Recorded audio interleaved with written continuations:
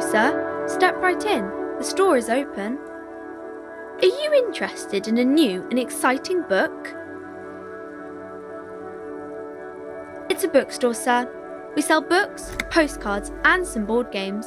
It's called Crime, Romance, and Biographies of Famous People.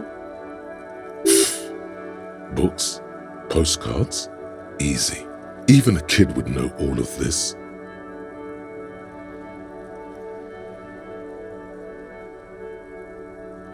Don't be a fool. As an expert, it's your duty to tell what you know to everyone.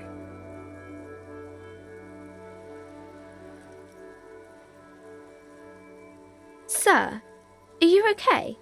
You've been standing here silently for a while now. Okay, sir. I'll try to answer any questions you have. I hope they're about books. Oh, kings and queens and generals of old, or artists and writers, or musicians, those kinds of people.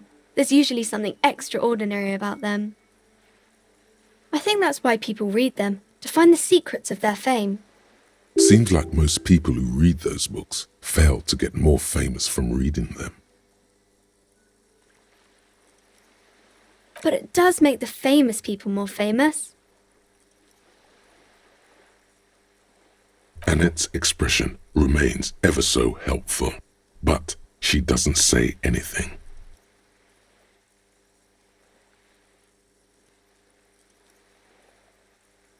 Okay.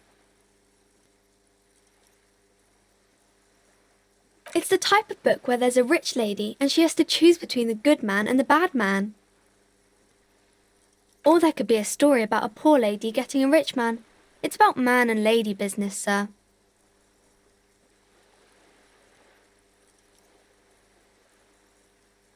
That's really not a proper romance story. That's more like everyday life. Not in romance books, sir. These are about nice and pretty people, and everyone is happy in the end. It happens, but usually the guy gets rich in the process, or should actually be rich himself, but has lost his family property unjustly, like during the revolution or something. Those are unhappy books, for most of the pages. People sad about what they have lost, but then it all turns out just fine in the end. I haven't read many of those. Maybe you should ask Mum.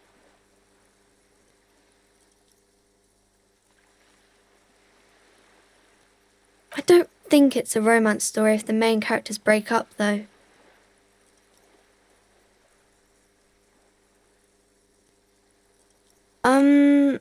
No, I don't know. Yes, she knows books, definitely. What was that? An idea for an unfinished novel stuck somewhere in your forebrain? These are not very common. You can't have a choice between bad and bad. Nobody wants to read a story like that. Well, maybe then it's fine. Maybe if the lady then decides not to pick either, because she doesn't need a bad man. Yes, that would be interesting. Maybe some about other books? Crime fiction is about murders or burglaries or things like that, and the work of a policeman or a private detective who's trying to solve a crime and catch the criminals. It's exciting to people, I guess. They get to imagine dangerous things, and it's kind of like a puzzle, where you can guess who the criminal is or how the good guys are going to catch him. You don't look much like a policeman. Didn't mean to offend, sir. Sorry, sir. It's just that you don't look like Dick Mullen.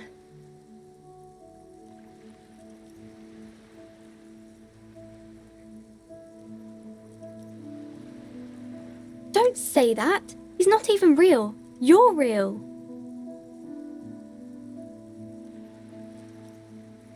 Cheer up, sir. It's much easier being a fictional character. He doesn't have to deal with real things. Maybe you can show me some real deductive police work, sir. Like in the books.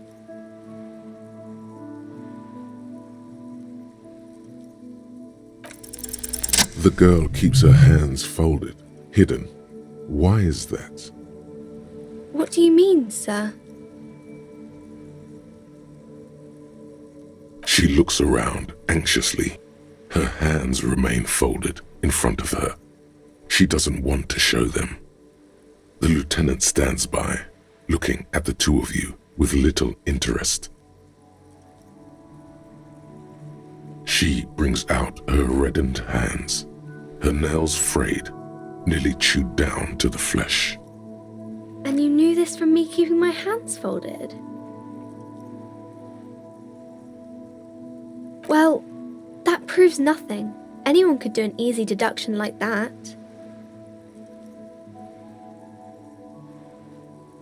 You're quite sober. The lieutenant does not flinch at the comment. He does not flinch even a single bit. He is intensely not flinching. It takes effort. Because you usually aren't.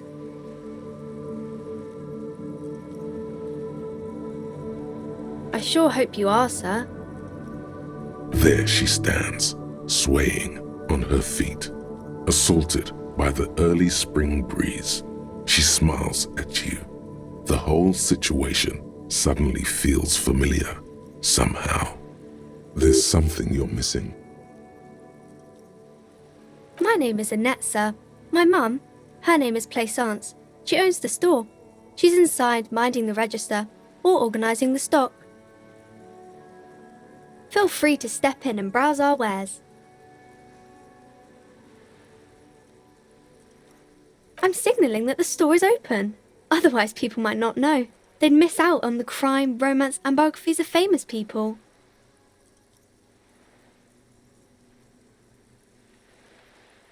Thank you, sir. I'm glad to help Mum out with the store. I do my studies at home at the moment. I have to help Mum keep this place running.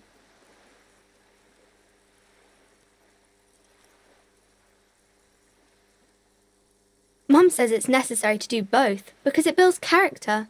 Mum says a proper worker is dutiful. That's how you get ahead in life. You succeed. There is stress and unease behind these words.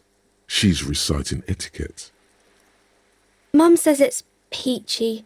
She was a little afraid at first. There's talk about this house being cursed.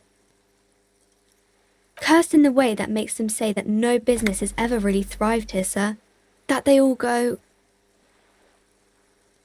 Exactly, but we've been doing fine so far. We can go into the bookstore and ask about the case, but I don't see much more to look into here. Yes. Please do also look at our wares inside. The postcards and board games are there, sir.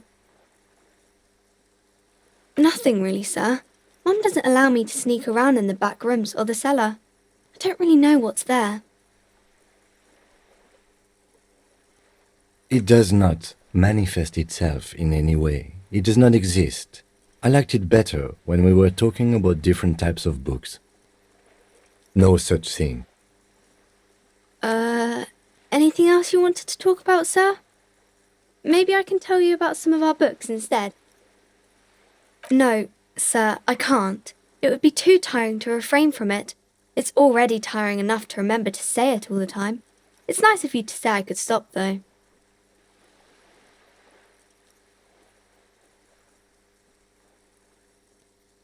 By your command.